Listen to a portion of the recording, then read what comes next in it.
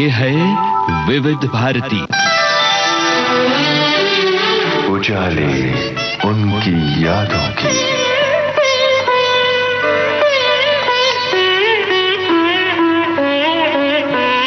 उजाले उनकी यादों की।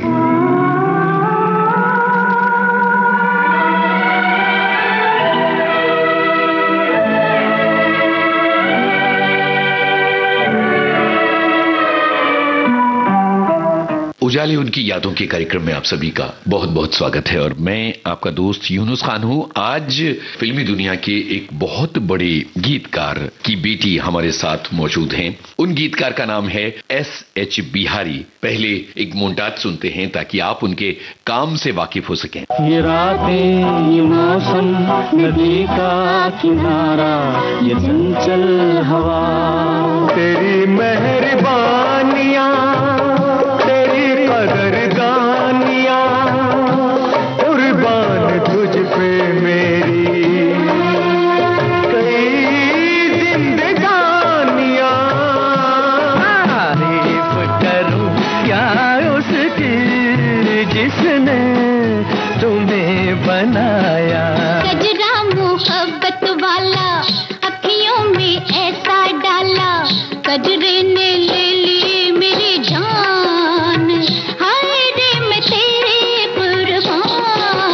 अब आपको हम बताना चाहते हैं कि हमारे स्टूडियो में है शाहिदा बिहारी। बहुत बहुत स्वागत है आपका विविध भारती में। बहुत बहुत शुक्रिया आपका यूनुस भाई, और मेरी तरफ से सारे सुनने वालों को आदाब, नमस्ते। और मैं अपने आप को बहुत खुश नसीब समझ रही हूँ कि ये मैं प्रोग्राम कर रही हूँ आपके साथ, और मैं आज आपको अपने डैडी के बारे में, अपने पिताजी के बारे में बहुत कुछ बताना चाहती हूँ। बिल्कुल, इसीलिए हमने आपको यहाँ विविध भारती के स्टूडियो में बुलवाया। इतने बड़े गीतकार, लेकिन उनकी जिंदगी के बारे में हमें बहुत कम चीजें पता हैं। तो जाहिर है कि हम उनकी पूरी कहानी आज अपने सुनने वालों के सामने रखेंगे। जहां तक मेरी जानकारी है, शमसुल हुदा साहब की पैदाइश 1922 की है और वो आरा जिले में पैदा हुए थे। और इत्तेफाक की बात देखिए कि आरा जिले ने फिल्म इंडस्ट्री को 2 गीतकार दिए हैं। जी जी, एक है शैलेंद्र और एक है S.H. बिहारी। जी बिल्कुल। तो जरा वहां से शुरू कीजिए, आरा से दास्तान के। क्या करते थे बिहारी साहब के परिवार वाले लोग और किस तरह की जिंदगी थी? देखिए, उतना तो मुझे पता है कि डैडी आरा में एक गांव होता था या पता नहीं कस्बा था, कमल कुछ, तो वहां के थे वो, और वो सोन नदी जो है वो वहीं से बहती थी। तो मुझे इतना पता है कि जो मेरे दादा थे उनका नाम था मोहम्मद गफूर, और वो बहुत अच्छे तैराक थे। तो वो सोन नदी में अक्सर बाढ़ आ जाती थी वहां पे, तो वहां पे वो तैराक थे। और उस जमाने में भी उन्होंने हज किया हुआ था। दादी थी, और मैं तो उस वक्त, मतलब मैं पैदा भी नहीं हुई थी, मुझे पता नहीं है, मुझे बहुत बाद में डैडी ने बताया। जी जी, डैडी ने बताया। उनके एक भाई और एक बहन, छोटे भाई, ये बड़े थे सब में। डैडी मेरे सब में बड़े थे, और उन्होंने अपना स्कूल तो वहीं से किया होगा, आरा से किया होगा। कॉलेज उन्होंने प्रेसिडेंसी कॉलेज कलकत्ता से किया है, और उन्होंने ग्रेजुएशन वहीं से किया। हिस्ट्री उनको बहुत पसंद थी, और जो मुझे भी बहुत पसंद थी। और उन्होंने वहां पे वो मोहन बागान के लिए फुटबॉल भी उन्होंने खेला है। क्या बात है। तो एक तरफ जहां प्रेसिडेंसी कॉलेज जैसे बहुत ही ज्यादा रेप्यूटेड कॉलेज में उन्होंने पढ़ाई की, तो ये साबित करता है कि पढ़ाई में उनकी दिलचस्पी काफी ज्यादा रही होगी। जी हाँ, और इनका इंग्लिश में काफी होल्ड था, अंग्रेजी में, और बंगला भी उनको आती थी। सिंस वो काफी 4 साल वहीं रहे, 4 या 5 साल रहे थे कलकत्ता में, तो he was very fluent with Bangla also. Bangla उनको बहुत अच्छी आती थी, और वो भी एक रीजन है कि काफी music director, writer, song director जो बंगाली थे फिल्म इंडस्ट्री में, उनके साथ उनका संबंध बहुत अच्छा रहा है ना। मुझे ये बताइए कि आपको किस तरह की कहानियां पता हैं? फैमिली में क्या शायरी की कोई हिस्ट्री थी? नहीं, ना उनकी फैमिली में कोई हिस्ट्री थी, ना अब उसके बाद कोई हमारी फैमिली में कोई हिस्ट्री है। पता नहीं डैडी को कैसा शौक हो गया था, लेकिन ये सुनने में आया कि डैडी बचपन से ही उनको शौक था, वो लिखा करते थे। और यही शौक उनको फिर ग्रेजुएशन के बाद उन्होंने जॉब किया था कलकत्ता में, बाटा में, मगर वो शौक उन्हें ज्यादा वो वहां रहे नहीं, और यही शौक उनको मुंबई, बॉम्बे जो था पहले, वहां खींच लाया। और फिर उन्होंने बॉम्बे में करुणा साहू कंपनी में एज असिस्टेंट मैनेजर जॉब करना शुरू किया था। जी, आपने मुझे बताया कि जब वो वहां कोलकाता में प्रेसिडेंसी कॉलेज में पढ़ रहे थे, तो एक ऐसा कॉलेज जो बहुत रेपुटेड कॉलेज है और जी जी जाहिर है कि अपना घर छोड़ के गए थे तो हॉस्टलर्स रहे होंगे, वहाँ की जद्दोजहद की कोई कहानियां हैं? वहाँ की ये कहानी है जो डैडी बताते थे कि वहाँ पे मतलब बहुत ही क्रीम ऑफ द क्रीम, मतलब काफी पैसे वाले नवाबों के बच्चे पढ़ने आते थे और डैडी ठहरे बिहार के, तो यही वजह रही थी कि उनका बहुत वहाँ पे खिंचाई होती थी, तो उनके दिल में ये बात बैठ गई थी। तो उन्होंने उसी वक्त सोच लिया था कि अगर ऊपर वाले ने, अल्लाह ने कभी उनको मौका दिया और उनकी शोहरत होने लगी या उनको कुछ नाम मिला तो वो अपना बिहारी जरूर ऐड करेंगे अपने नाम के साथ। तो अगर आप देखेंगे यूनुस भाई, तो पहले उनका सारे रिकॉर्ड्स में शमशुल हुदा आता था लिख के, और जैसे उनको शोहरत मिलने लगी शर्त फिल्म से तो उन्होंने शमशुल हुदा का एसएच करके बिहारी ऐड कर दिया। क्या बात है, देखिए ये होता है अपने इलाके से, अपनी जमीन से, because he was very proud to be a Bihari, you know, so उसमें कोई ये नहीं है कि उनको गर्व था उनको कि मैं बिहार का हूँ। और फुटबॉल से जुड़ी क्या कहानी? फुटबॉल उन्होंने काफी खेला है मोहन बगान के लिए, और कहानी तो एक थोड़ी अफसोसनाक है क्योंकि वो उनके एक बड़े भाई थे, सॉरी मैंने आपको कहा कि उनके दो, एक भाई एक बहन हयात थे, लेकिन उनसे बड़े एक भाई थे उनके जिनका नाम नूरुल हुदा था। एक्चुअली उनकी वजह से डैडी जो भी बने और उनको पढ़ाई में आगे करना ये करना, वो बहुत डैडी को ये करते थे। तो फुटबॉल जब उनका मैच होता था देखने जाते थे, मैच के दौरान उनको फुटबॉल आके लग गया था चेस्ट पे, छाती पे, और उसके मतलब काफी उनको जख्म अंदर से उनको तकलीफ हो गई थी, तो उसी में उनका इंतकाल हो गया था। नूरुल हुदा साहब का जी। और उसके बाद डैडी ने, जो मेरे बाद में पहली मतलब डैडी की बेटी हूँ, तो सेकंड जो मेरे भाई हुए थे डैडी ने उन्हीं के नाम पे नूरुल हुदा रखा था। अच्छा, ये इतना प्यार था? जी बिल्कुल, बहुत प्यार था उनसे। तो क्या इस हादसे के बाद उन्होंने फुटबॉल छोड़ दिया? फुटबॉल छोड़ा तो नहीं, लेकिन वो ऐसा हुआ जब वो मुंबई शिफ्ट हो गए, वो तो कॉलेज का जमाना था, फिर आदमी अपने लग जाता है काम धंधे में, तो फिर शायद उनको मौका नहीं मिला और मुंबई आ गए। तो मुंबई आके फिर उन्होंने अपनी शायरी शुरू कर दी। लेकिन कोलकाता कोई छोटा शहर तो था नहीं जी, तो वो क्या वजूहात थी जिनके रहते वो मुंबई की तरफ आए? बिल्कुल, आपने अच्छा क्वेश्चन पूछा, क्योंकि वो यही थी कि बस उनको बॉम्बे आके अपना फिल्म इंडस्ट्री में काम करना था, उनको गीतकार बनना था। अच्छा, ये तय था उनका? हाँ जी। लेकिन क्या कॉलेज के जमाने में या स्कूल के जमाने में कोई फिल्मों से जुड़ी कहानियां हैं कि किसी के दीवाने हो गए थे? उतना नहीं मुझे पता है कि किसी के दीवाने या गानों से कोई कनेक्शन था, ये नहीं, ये कभी डैडी ने जिक्र नहीं किया है, क्योंकि वो उस जमाने में जो वहाँ के गीतकार थे वो मतलब बॉम्बे के जो थे, उतना आने के बाद यहाँ से उनकी दोस्ती काफी हो गई थी, 2-3 गीतकारों से ज्यादा क्लोज थे वो जी। लेकिन उस जमाने का तो ऐसा कुछ मुझे नहीं पता है जी। तो ये दास्तान जो हमने 1922 से शुरू की थी, 1922 से चले हम और पहुंच गए 1947 की तरफ, जहां पर हिंदुस्तान आजाद हो गया। तो यहाँ देश के आजाद होने का एक गाना सुनते हैं, आजादी के जश्न का गाना सुनते हैं। जरूरी नहीं है कि ये बिहारी साहब का हो, लेकिन चूंकि ये मकाम ऐसा है देश की आजादी का, यहाँ एक गाना सुन के फिर आगे की कहानी सुनते हैं। बिल्कुल जी। अब कोई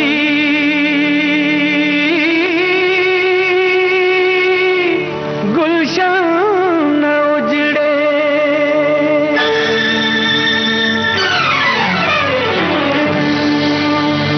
अब वतन आजाद है।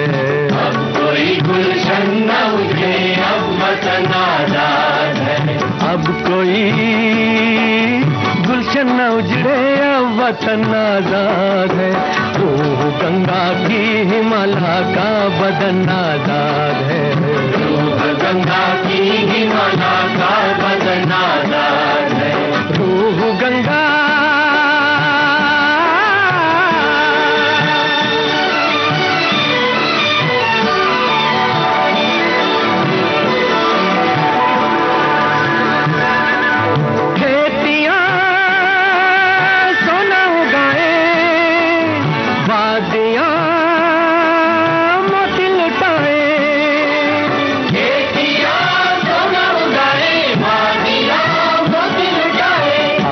गौतम की जमी तुलसी का बन आजाद है। आज गौतम की जमी तुलसी का बन आजाद है। अब कोई गुलशन न उजड़े, अब वतन आजाद है।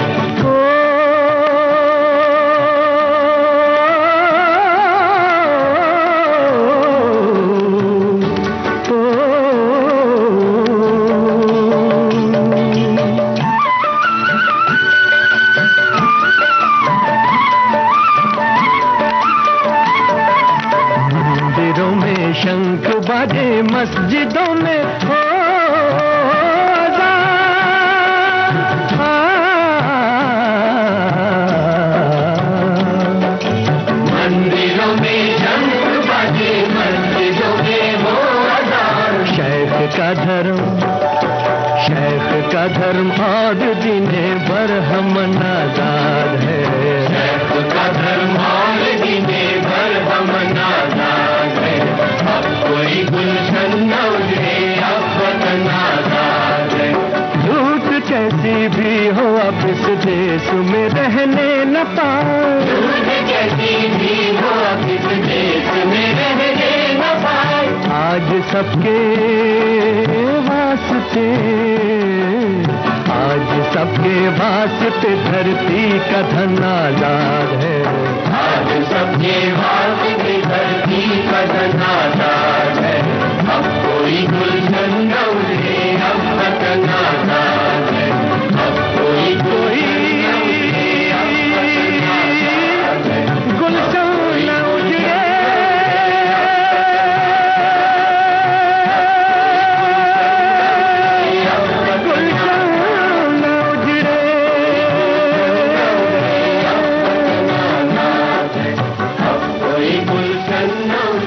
भाई देश की आजादी का एक मंजर हमने इस गाने के जरिए पेश किया। और ये वो जगह है जहां से हमें ये पता चलता है कि बिहारी साहब आ गए बंबई शहर में। इतना बड़ा शहर, और क्या कोई था उनका अपना कोई ठौर ठिकाना? नहीं, उनका अपना कोई नहीं था। मैंने कहा ना, उनको जॉब मिल गई थी, यहाँ सर्विस मिल गई थी उनको करुणा साहू में, तो वो इसलिए वह यहाँ पे उन्होंने शायद वहां से अप्लाई किया, यहाँ पे उनको काम मिल गया, वहाँ पे वो काम करते थे। ये एक चीज रह गई कि कलकत्ता में जी जी हाँ, सॉरी, एक मशहूर कंपनी में काम भी किया। जी हाँ, बिल्कुल बिल्कुल, हाँ, जूते बनाती थी। और उसी के मतलब रेफरेंस से वगैरह जो भी था, उनका सीवी था, उनको काम किया हुआ एक्सपीरियंस था, तो उन्होंने यहाँ पे बॉम्बे में करुणा साहू कंपनी में अप्लाई किया था, उनको मिल गया। वो असिस्टेंट मैनेजर के तौर पे यहाँ उन्होंने अपना काम शुरू किया। लेकिन वो फिल्म इंडस्ट्री में कैसे आए, उसकी भी एक, आपने जैसे कहा कि आजाद हो गया था हमारा देश, और आपको फिर पता है कि 1948 में गांधी जी की हत्या हो गई थी, तो उन्होंने एक नज्म पढ़ी थी उनके हत्या के बाद ऑल इंडिया रेडियो पे, जिसे बम्बई में या बॉम्बे में अच्छा। जी, जिसे सुन के अनिल बिस्वास जी ने उन्हें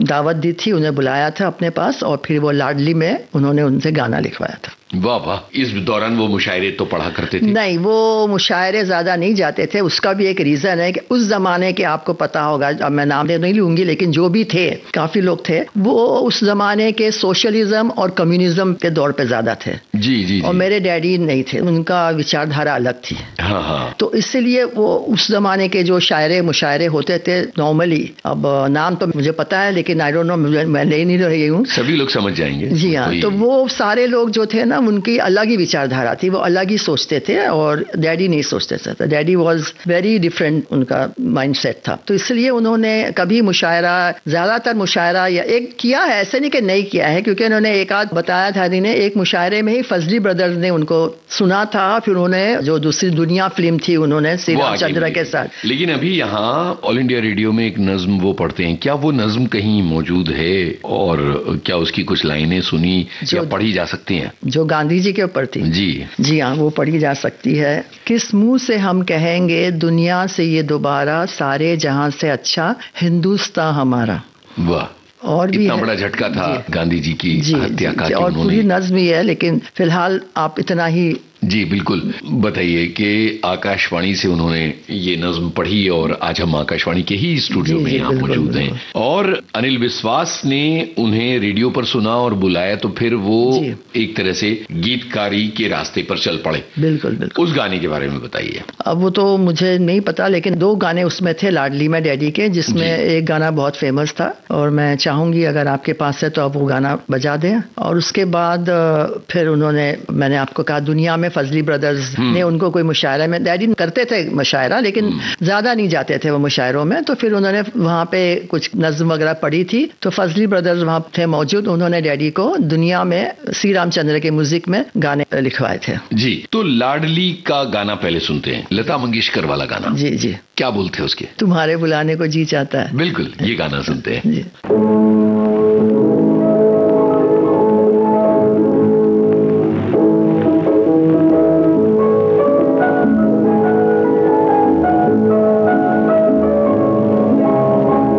तुम्हारे बुलाने को जी चाहता है।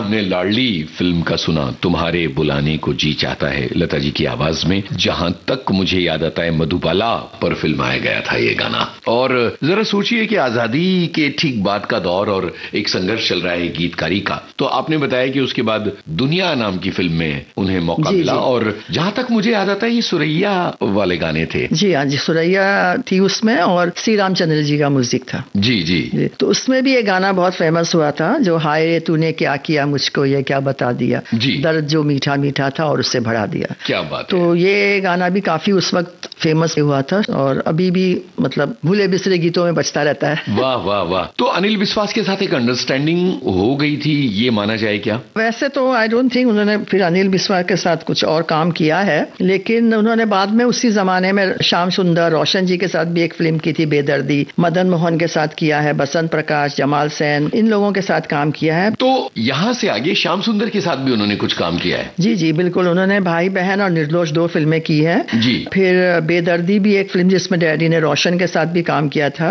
और उसके बाद में खूबसूरत में उन्होंने 1952 में मदन मोहन जी के साथ भी काम किया, जिसका ये गाना मेरे ख्याल से काफी मकबूल हुआ था, बीच बजरिया मोरी चुनरिया सर से सर की जाए। हाँ, ये मदन मोहन के शुरुआती दौर का एक गाना जी है। जी जी जी जी। तो ये डैडी का लिखा हुआ था। उसके बाद में बसंत प्रकाश, जमाल सेन के साथ भी काम किया है। फिर आई 1954 में शर्त। अच्छा, तो क्या इस दौरान जब एक के बाद एक गाने कुछ आ रहे थे, स्थितियां बेहतर हुई थी, संघर्ष खत्म हुआ था? नहीं, बिल्कुल नहीं हुआ था संघर्ष खत्म। उनका इतनी जैसे उनको मिलनी चाहिए थी, मतलब गाने और मिलने चाहिए थे म्यूजिक डायरेक्टर के, नहीं हुआ था, वैसा नहीं हुआ था कुछ भी। मतलब बाद में जब उनको मकबूलियत मिली है, फेमस हुए हैं, वो उनको शोहरत मिली है, वो शर्त के बाद मिली है, और वो भी हेमंत कुमार के साथ। और उसका भी किस्सा है अपना शशादर मुखर्जी, एस मुखर्जी के साथ में, जो उनके उन्होंने ही उनको इंट्रोड्यूस कराया था, उनकी फिल्म थी ये, अंडर देयर प्रोडक्शन। तो उसी में उनका वो मतलब अब पता नहीं किस्सा है, मैं बताऊं आपको? जरूर जरूर। हाँ, वो किस्सा हम सुनना चाहेंगे। हाँ, तो जैसे आपने कहा कि हाँ उनका मतलब संघर्ष जो चल रही थी खत्म ही नहीं हुई थी, तो उनके इस दौरान राजा मेहंदी अली खान जी बहुत अच्छे दोस्त बन गए थे। तो उन्होंने उनसे कहा था कि भाई तुम्हारा क्या है, बस कुछ गड़बड़ है, तुम्हारी किस्मत का जो तुम्हारा जो है ना वो कुछ गड़बड़ है। तो उन्होंने एक किसी जैसे होते ना अपना दोषी बाबा पीर फकीर के पास लेके गए थे, तो उन्होंने एक सिक्का उनको पढ़ के कुछ दिया था, कहता है 1 रुपए का सिक्का, तो वो बाजू में बांध लो, आपका काम बन जाएगा। तो डैडी ने बांध लिया, कहते चलो ठीक है। उन्होंने भी कहा, राजा साहब ने भी कहा, तो कहले भाई ये देखो तुम्हारे को अभी अच्छे फिल्में मिलने लगेंगी। अब उसके बाद में भी कुछ 2-4 महीने गुजर गए, कोई बात नहीं बनी। अब वो चाह रहे थे इनसे मिलना, एस मुखर्जी साहब से, क्योंकि एक तो वो बंगाली थे, डैडी को बंगला अच्छी आती थी, तो उन्होंने सोचा कि भाई इतने बड़े प्रोड्यूसर जो बंगाली है उनसे मैं राब्ता करूं। तो वो उनसे मिलने जाते थे, फिल्मिस्तान स्टूडियो जो उनका होता था जोगेश्वरी में, मगर वो मिल नहीं पाते थे। अब एक दिन ऐसी वो बहुत देर तक खड़े रहे उनसे, मगर कुछ बात नहीं बन रही थी, और इनको लग रही थी भूख, बहुत जबरदस्त भूख डैडी को लगी, और उनके पास पैसे नहीं थे बिल्कुल। तो उन्होंने वो 1 रुपया निकाला हाथ से जो उनका बंधा हुआ था, और वो सामने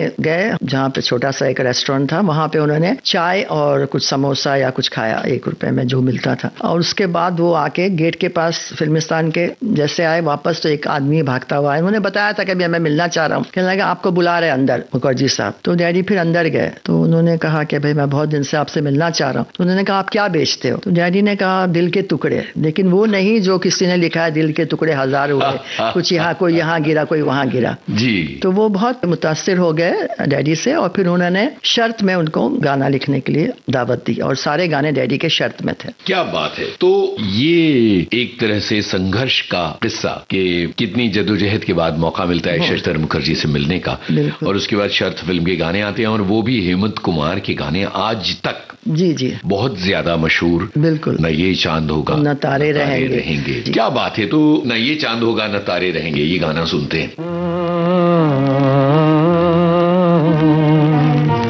न ये चांद होगा न तारे रहेंगे, मगर हम हमेशा तुम्हारे रहेंगे। न ये चांद होगा।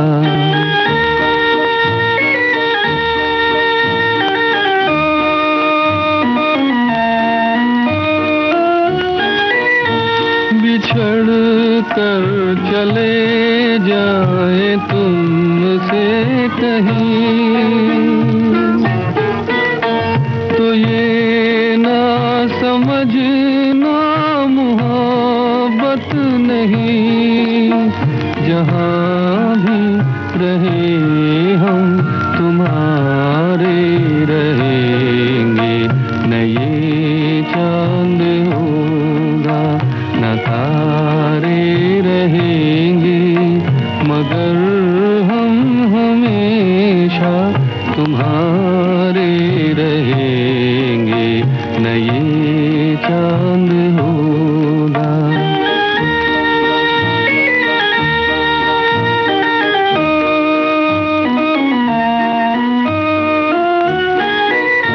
ज़माना अगर कुछ कहे भी तो क्या,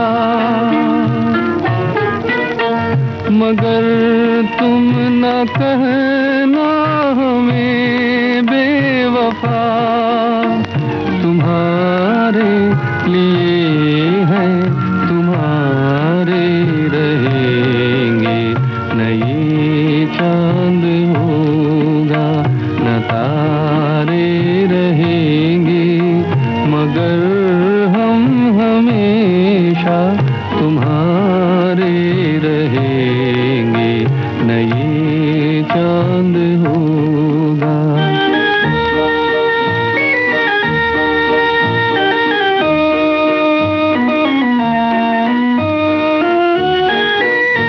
ये होगा सितम हमने पहले न जाना,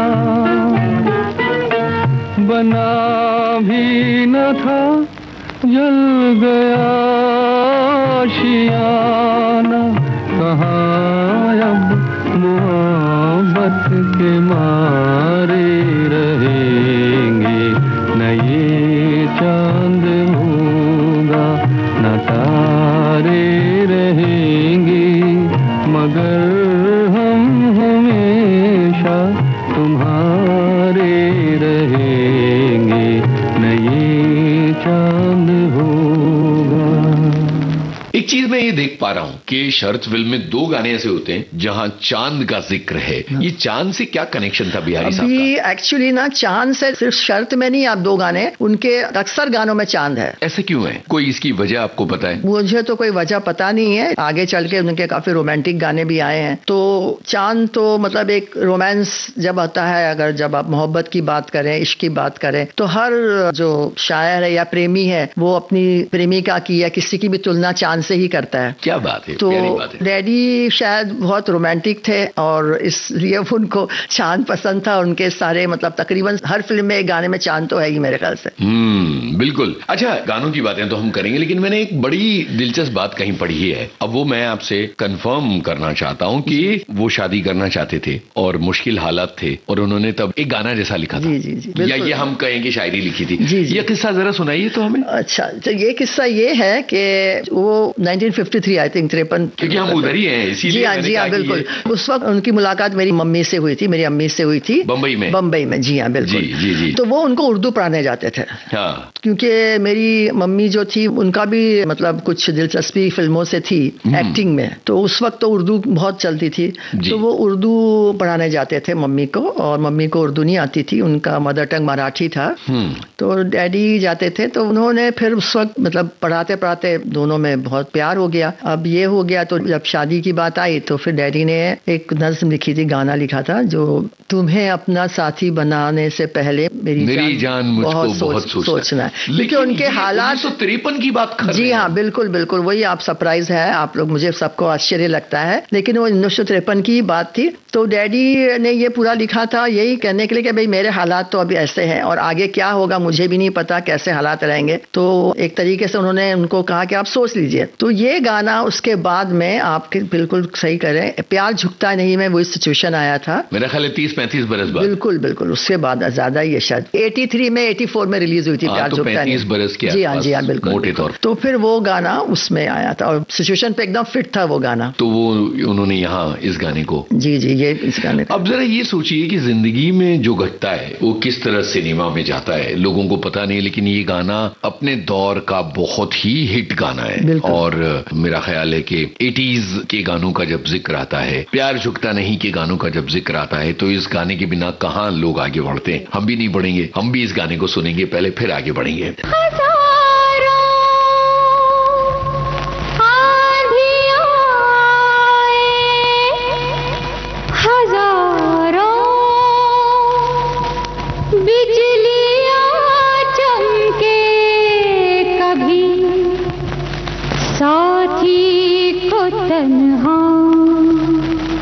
राह में छोड़ा नहीं करते, तुम्हें अपना साथी बनाने से पहले मेरी जान मुझको बहुत सोचना है, मेरी जान मुझको बहुत सोचना है।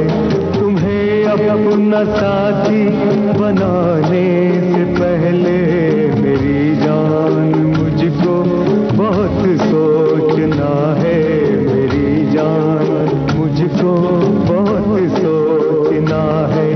मोहब्बत की दुनिया बसाने से पहले मेरी जान मुझको बहुत सोचना है। तुम्हें अपना साथी बनाने से पहले मेरी जान मुझको बहुत सोचना है, मेरी जान मुझको बहुत सोचना है।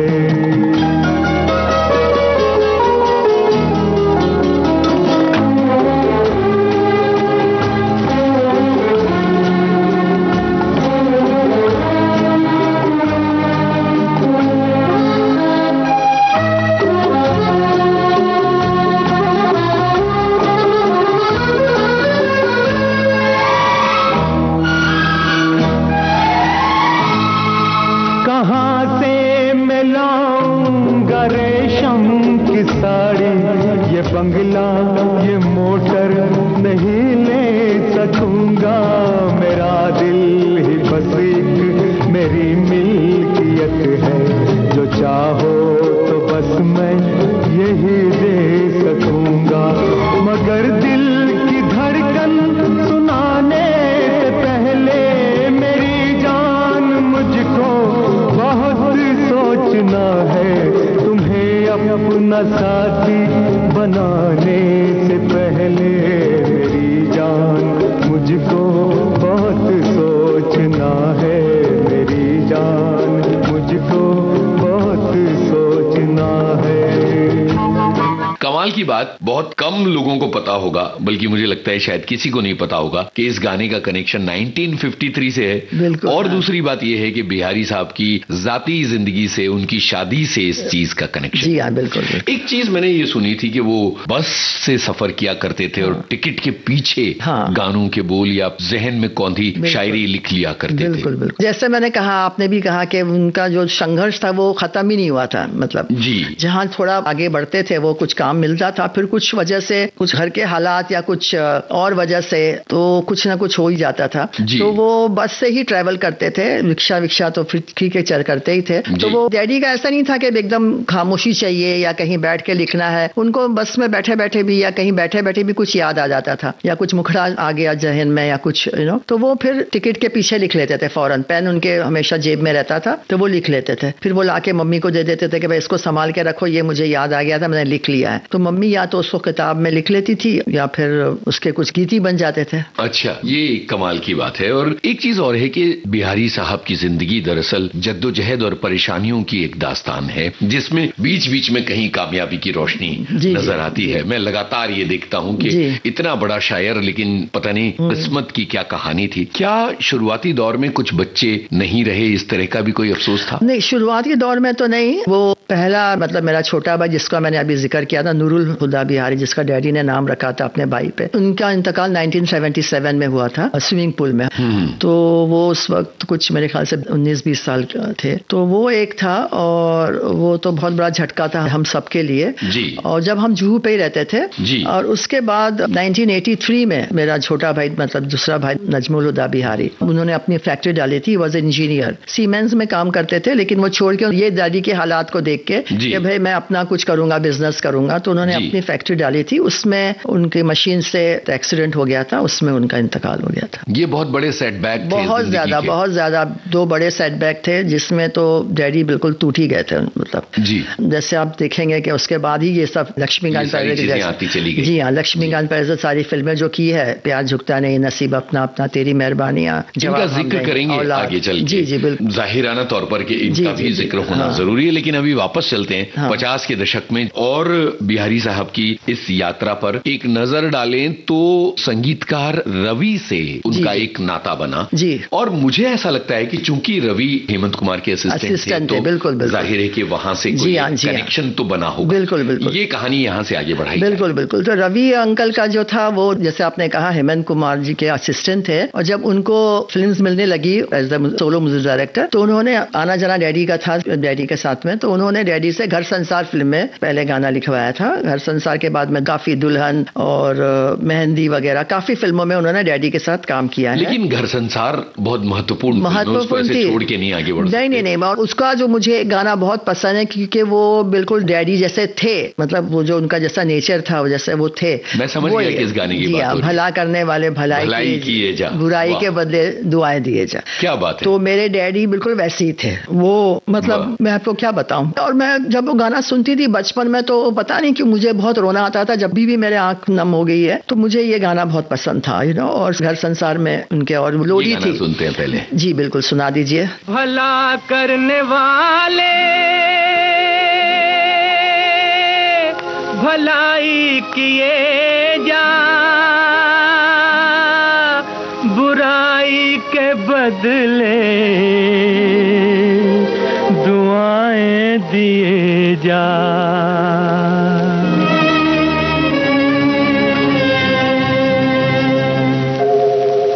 भला करने वाले भलाई किए जा, बुराई के बदले दुआएं दिए जा। भला करने वाले भलाई किए जा, बुराई के बदले दुआएं दिए जा। भला करने वाले।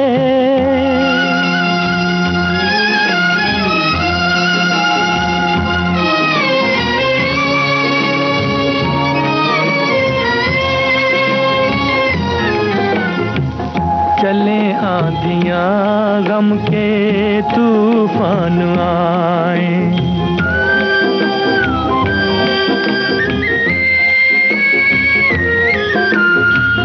चले आंधियां गम के तूफान आए, तेरे ये कदम डगमगाने न पाए। घुटे दम तो क्या सांस फिर भी लिए जा, बुराई के बदले दुआएं दिए जा। भला करने वाले भलाई किए जा, बुराई के बदले दुआएं दिए जा। भला करने वाले।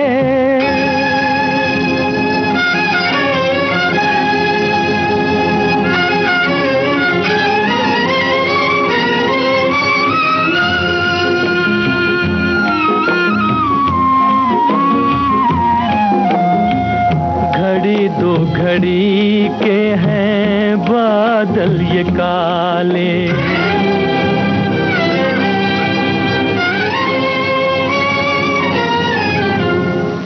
घड़ी दो घड़ी के हैं बादल ये काले। ये दिन तो हमेशा नहीं रहने वाले, रहे जा सितम, आंसुओं को पिए जा, बुराई के बदले दुआएं दिए जा। भला करने वाले भलाई किए जा, बुराई के बदले दुआएं दिए जा। भला करने वाले भला करने वाले भलाई किए जा, ये मोहम्मद रफी साहब की आवाज का गाना, घर संसार फिल्म का। और आपने कहा कि इस गाने को सुन के आप बहुत जज्बाती हो जाती हैं। कोई घटना याद कर सकती हैं बचपन की? डैडी किस तरह से लोगों के काम आया करते थे और खुद को दांव लगा के भी दूसरों का भला करते थे? इससे कोई घटना तो नहीं है, लेकिन वो थे बहुत नरम दिल के, ये मुझे पता है। जैसे उनको किसी का दुख नहीं देखा जाता था, और वो मतलब जो उनके दिल में था, अगर वो चाहते किसी को कुछ बोलना, तो जो दिल में था वो ज़बान पे होता था। मतलब ये नहीं कि दिल में कुछ और है, ज़बान पे कुछ और है। तो वो वैसे नहीं थे। तो उसी वजह से मुझे लगता है कि फिल्म इंडस्ट्री में थोड़ा उनका ड्रॉबैक इसी वजह से भी रहा है, क्योंकि ही वॉज वेरी आउटस्पोकन। और यहाँ पे मैं आपको बताऊंगी, हेमंत अंकल, रवि अंकल के साथ भी हमारे फैमिली जैसे रिलेशन थे। उनके घर में फंक्शंस वगैरह होते थे, तो मुझे याद है बचपन में मैं उनके साथ, डैडी मुझे लेके जाते थे साथ में। बस, तो रवि अंकल का ये गाना बजा दीजिए। बिल्कुल बिल्कुल। सपनों की डोर बंधी पलकों का पालना, सो जा मेरी रानी, मेरा कहना ना टालना। सपनों की डोर बंधी पलकों का पालना, सो जा मेरी रानी, मेरा कहना ना टालना।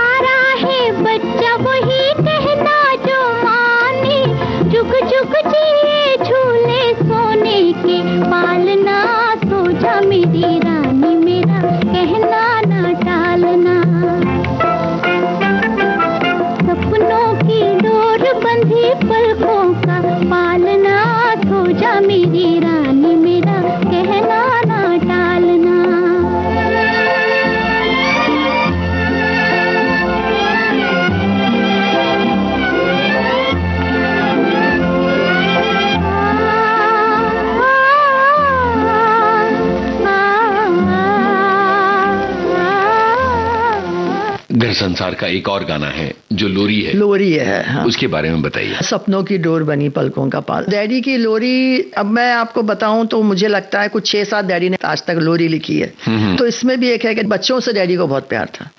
डैडी ने जैसे भी हालात रहते थे, लेकिन वो प्यार हमें बहुत करते थे और जो भी चीज हमारी जरूरत की है वो बिल्कुल पूरा करना चाहते थे किसी भी तरीके से। तो इसलिए उनको बस लोरी लिखना पसंद था। तो ये लोरी भी है, एक अच्छी लोरी है। इसके बाद में काफी फिल्मों में मैंने लोरी लिखी है। जी। और फिर जो पहला मतलब गीत ओपी नैयर के साथ भी उनका था, वो भी मेरे ख्याल से वही पहला गीत था। थोड़ा उसमें कंट्रोवर्सी है, पता नहीं शायद, तो वो था, वो भी लोरी थी, मिट्टी में सोना के। अच्छा। ये और दुनिया रहे न रहे क्या पता। क्या बात है, वो भी लोरी थी। जी।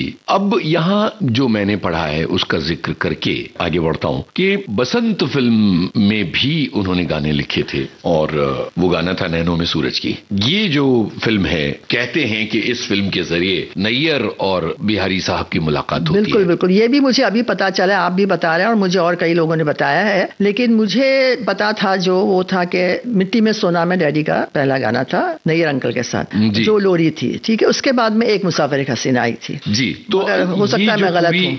यात्रा है उसमें नैयर साहब के साथ उसके बाद लगातार काम है और जो कामयाबी है जी, वो नैयर साहब के साथ ही मेरे। बिल्कुल बिल्कुल। तो कितनी यादें हैं नैयर साहब की? नैयर अंकल की तो बहुत यादें हैं, क्योंकि मैं बचपन से ही उनके साथ हमेशा, उनके बच्चों के बर्थडे में उनकी जो बेटियां थी सोनू मोनू, वो मेरे से 2 साल आगे पीछे थी बड़ी, और फिर लक्ष्मी, और फिर एक मुसाफिर एक हसीना के दौरान जब थे हम, उनके घर पे भी मैं काफी बार गई हूँ, जो चर्च गेट ए रोड पे था, शारदा। जी बिल्कुल। और घर पे भी आते थे नैयर अंकल। तो उनके साथ डैडी का बहुत अच्छा रिलेशन रहा है, क्योंकि एक ये बात भी है कि जो नैयर अंकल थे वो हमेशा अपना बर्थडे, जैसा भी 16 जनवरी को उनका बर्थडे होता था, वो अपना जन्मदिन ताजमहल होटल में मनाते थे। वहां पे उनके नॉन फिल्मी दोस्त आते थे, कोई भी फिल्म का नहीं होता था एक्सेप्ट डैडी और मम्मी। अच्छा। जी, वाह। हर साल डैडी मम्मी उनके बर्थडे पार्टी में रहते थे। और उनके काफी सालों बाद, नैयर अंकल का तो सबको पता है, मतलब ज्यादातर लोगों को, मतलब एक स्टोरी उनकी भी, एक बहुत दुख भरी कहानी है उनकी भी, मगर मैं उनको फिर बहुत सालों के बाद एक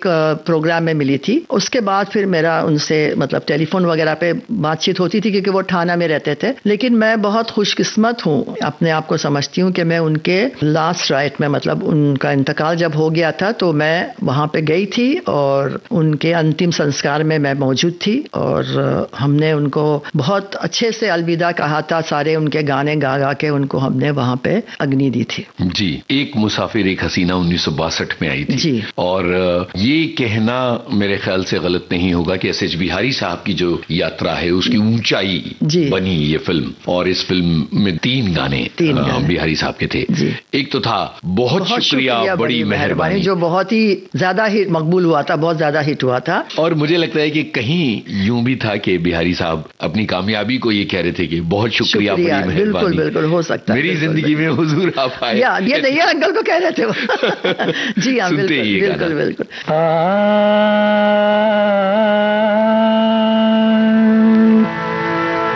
बहुत शुक्रिया बड़ी मेहरबानी, मेरी जिंदगी में हुजूर आप आए। कदम चूम लूं या के आंखें बिछा दूं, करूं क्या ये मेरी समझ में ना आए। बहुत शुक्रिया।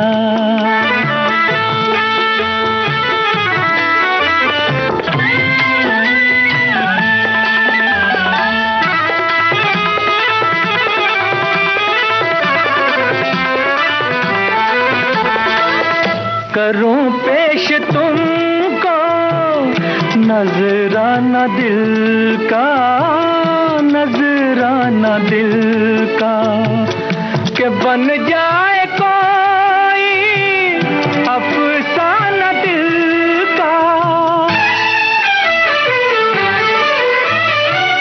खुदा जाने ऐसी सुहानी घड़ी, फिर खुदा जाने ऐसी सुहानी घड़ी, फिर मेरी जिंदगी में पलट के ना आए, बहुत शुक्रिया।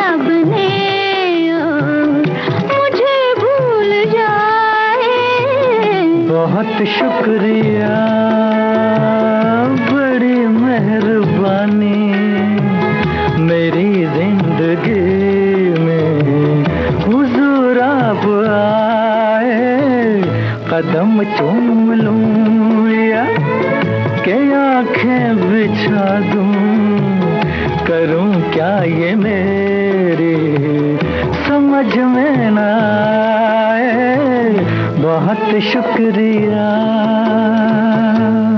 फिर दूसरा था तुम्हें मोहब्बत है हमसे माना, बताओ इसका सबूत क्या है। क्या बात है। और फिर वो था मुझे देखकर आपका मुस्कुराना। ये मोहब्बत कमाल नहीं की बात तो है, नाजुक तरीन गाना, मुझे देखकर आपका मुस्कुराना, मोहब्बत नहीं तो फिर और क्या है। फिर और क्या है। कोई कहानियां हैं, कभी कुछ बताया हो उन्होंने नैयर साहब के साथ काम करने को लेके, क्योंकि नैयर साहब के काम करने का ढंग और उनकी खुद की शख्सियत बड़ी सख्त थी बहुत, मतलब वो दिखते भी बहुत सख्त है। मेरी खुद की मुलाकातें रही इसी स्टूडियो में जहां हम बैठे हैं, यहाँ मैंने नैयर साहब से बातचीत की है, तो जाहिर है कि उनकी जो सख्ती है वो मैंने देखी है। वक्त के बहुत पाबंद थे वो, ठीक है ना, तो आपको पता है उसमें भी और किस भयंकर शब्द ज्यादा सही होगा कि जी हाँ, इतने पाबंद, तो वो बहुत पाबंद थे। तो बस डैडी का यही था कि बस वक्त पे पहुंचना है फेमस स्टूडियो, क्योंकि वहाँ उनका ऑफिस था, वहीं पे उनको जाना होता था, तो वहीं जाते थे, मतलब वक्त पे जाना था। और मैंने जैसे बताया आपको अभी कि अगर वो उनके फंक्शंस में जहाँ कोई नहीं होता था फिल्म वाला और डैडी होते थे, तो फिर आप समझिए कि काफी करीब थे। और शायद आप ही के प्रोग्राम में उन्होंने डैडी को कहा है कि मैंने इनको शायर आजम को खिताब दिया है। हालांकि उन्होंने बहुत बड़े बड़े शायरों के साथ काम किया है। जी जी। और उन्होंने कहा था, ये मेरे पास है रिकॉर्डिंग भी, कि बहुत जल्द वो गाना लिख लेते थे। हाँ, और नैयर साहब का काम ऐसा था कि... और नैयर साहब का काम, एक और बात है आप बताओगी नैयर अंकल के बारे में, कि वो म्यूजिक डायरेक्टर थे जो पहले एक्चुअली मतलब give full credit to the lyrics, words को, मतलब जो गीत के जो बोल होते थे, तो वो बोल लिखवा लेते थे पहले, बाद में धुन बनती थी। बाद में धुन बनती। और ये बात उन्होंने इसी स्टूडियो में, इसी जगह पर जी इंटरव्यू में कही है जी, कि एक भी गाना उन्होंने धुन पर नहीं लिखा। बिल्कुल बिल्कुल, मतलब और उनको उर्दू का इतना उनपे वो था ना, उर्दू लैंग्वेज का, तो उनको पता था वो बराबर, मतलब उसी बात में अगर आप चाहें तो मैं एक वाकया बता सकती हूँ आपको। मोहब्बत जिंदगी है जो फिल्म थी, उसमें एक गाना था जो बहुत डैडी को परेशान किया था, वो पसंद ही नहीं आ रहा था नैयर अंकल को, और उनको आ गया तो प्रोड्यूसर को नहीं पसंद आ रहा था जी, तो वो काफी 2-3 दिन तक उस पे काम होता रहा, फिर आखिर में जाके वो गाना बन गया। अच्छा जी, उसके बारे में बताइए ना, मोहब्बत जिंदगी है की दास्तान में, कि वो एक सिचुएशन ऐसी थी जिसमें उनको मतलब कुछ डैडी लिख रहे थे, मुखड़ा लिख रहे थे अंदर, लेकिन मुखड़ा पसंद ही नहीं आ रहा था, जी जी, कुछ बात बन नहीं रही थी, कोई बात बन नहीं रही थी, मतलब नैयर अंकल को कुछ नहीं समझ में नहीं आया, अगर उनको समझ में आया तो प्रोड्यूसर को समझ में नहीं आ रहा था, तो फिर आखिर में वो गाना बन भी गया और काफी हिट भी हो गया। मैंने सुना है कि आशा जी ने कहा चलो चाय पिलाते हैं तुमको, और फिर कहीं लेके गई और फिर वहाँ उन्होंने कहा कि बिल्कुल यूं गाना लिख लेते हैं तो अभी क्या, हाँ बिल्कुल, आज क्या हुआ है, सही बात है। तो ये जो गाना बना, ये कौन सा गाना था? ये वो गाना था जो था, न जाने क्यों तुम हमारे दिल को तुमने दिल नहीं समझा, शीशा तोड़ता, शीशा तोड़ डाला, प्यार के काबिल नहीं समझा। क्या बात है। तो ये आखिर में ये गाना, ये भी एक गाने के बनने की कहानी है। जी जी। लेकिन हम आ गए थे 1962 की तरफ, जहां हमने एक मुसाफिर एक हसीना की बात की थी। तो दूसरे गीतकारों के साथ बिहारी साहब के भी बीच बीच में गाने नैयर साहब के यहाँ होते रहे, और वो लगातार उनकी फिल्मों का हिस्सा बने रहे। जी बिल्कुल। नहीं, उसके बाद फिर डैडी की जो फिल्म आई थी जिसमें सारे गाने डैडी के थे, और जो अभी आज के दौरान हम लोग कहते हैं एल्बम, जी, तो जो एल्बम पूरा ही एल्बम फेमस था वो थी कश्मीर की कली। वो तो बेमिसाल नायाब फिल्म, और तो वो आई थी 1964 में। जी बिल्कुल, शक्ति सामंत की। शक्ति सामंत की, क्योंकि शक्ति सामंत के साथ भी उनका बहुत गहरा रिश्ता रहा है एक जमाने। इंस्पेक्टर मतलब डैडी ने ही उनको दिलवाई थी वो पिक्चर। हमने उसका गाना सुना था कि नहीं सुना था पीछे, दिल छेड़ कोई ऐसा नगमा। जी बिल्कुल, वो गाना भी बिल्कुल सुनाना चाहिए आपको। क्योंकि देखिए विविध भारती में हम पुराने गानों के तो बहुत ज्यादा कदरदान हैं, और हम वो रेडियो स्टेशन है जिन्होंने कभी पुराने गानों का दामन नहीं छोड़ा। तो इंस्पेक्टर फिल्म का वो गाना भूले बिसरे गीत कार्यक्रम में भी हम खूब बजाते हैं, दिल छेड़ कोई ऐसा नगमा। अब कश्मीर की कली की तरफ आइए। कश्मीर कली के तो सारे गाने ही बहुत फेमस थे, आपको पता है उसमें कौन सा। लेकिन हमने ये सुना है कि शम्मी कपूर को ऐतराज था। ये कहानी आती है कि शम्मी कपूर ने कहा कि भाई ये गीतकार, क्योंकि शम्मी कपूर की अपनी एक टोली थी गीतकारों और संगीतकारों की, तो फिर ये बात आई कि गाना लिख लिया जाए, पसंद आएगा तो फिर रखा जाएगा, नहीं तो गीतकार चेंज भी हो सकता है। और कश्मीर की गली के गाने शम्मी कपूर के सबसे फेवरेट गानों में से बने। एक से बढ़ के एक गाने हैं, चाहे वो दीवाना हुआ बादल हो, बल्कि जो गाना मुझे ज्यादा पसंद है, आप अपनी पसंद का गाना बताइए, फिर मैं अपनी पसंद का गाना बताता हूँ। कश्मीर की गली का सबसे ज्यादा पसंद, मुझे ज्यादा पसंद है इशारों इशारों में, और मुझे ज्यादा पसंद है दुनिया उसी की। हाँ, वो तो खैर वो तो गाना मतलब अलग ही है वो गाना, क्योंकि रफी साहब ने ऐसा गाया है उसको। और फिर अभी आपने जैसे शम्मी जी का कहा कि वो मुझे नहीं पता कितना सही है, क्योंकि बाद में उन्होंने जो एक्टिंग की थी उसमें, जो उन्होंने जो सैक्सोफोन भी बजा था उस गाने में, वो भी कमाल का था। तो दैट सॉन्ग, ये दुनिया उसी की जमाना उसी, करेक्ट। तो इसको सुनते हैं। बिल्कुल बिल्कुल, इसी को सुनिए।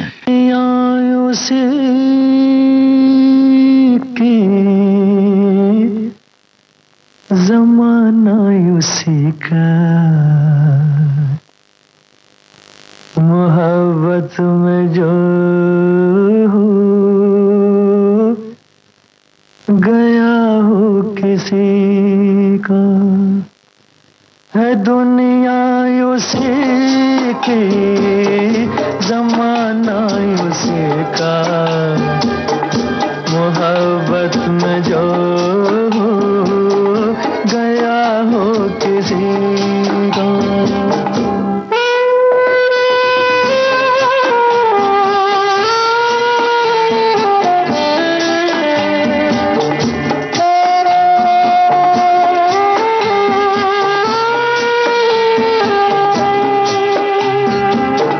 लुटा जो मुसाफिर दिल के सफर में, है जन्नत ये दुनिया उसकी नजर में। लुटा जो मुसाफिर दिल के सफर में, है जन्नत ये दुनिया उसकी नजर में।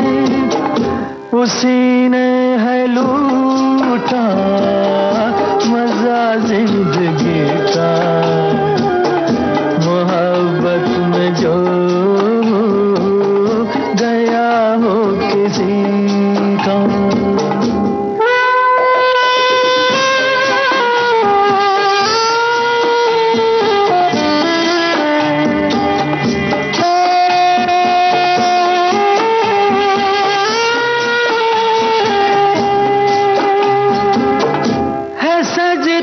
के बाद हर वो दीवाना के जो बन गया हो तस्वीर जाना, है सजदे के बाद हर वो दीवाना के जो बन गया हो तस्वीर जाना,